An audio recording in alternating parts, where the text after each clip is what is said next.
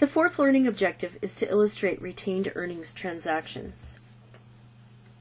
Recall that corporations close their revenues and expenses into the income summary account.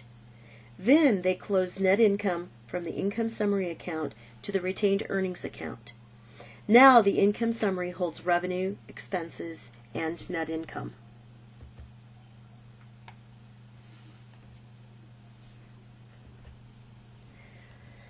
Finally, the income summary's balance is closed into retained earnings.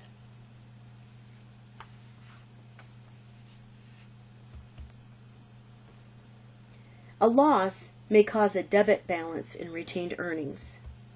This condition, called a retained earnings deficit, is reported as a negative amount in stockholders' equity.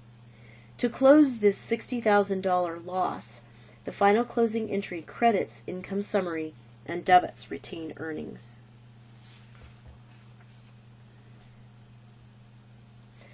A loss may cause a debit balance in retained earnings. This condition, called a retained earnings deficit, is reported as a negative amount on the stockholders' equity section in retained earnings.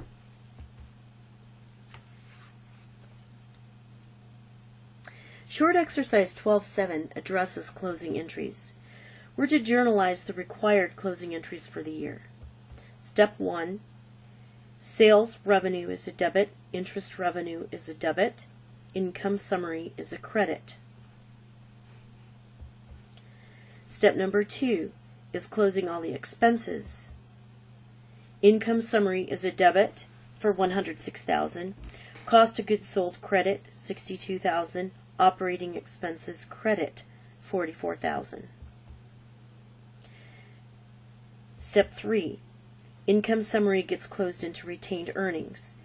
Income summary is a debit for $20,800 and retained earnings is a credit for $20,800.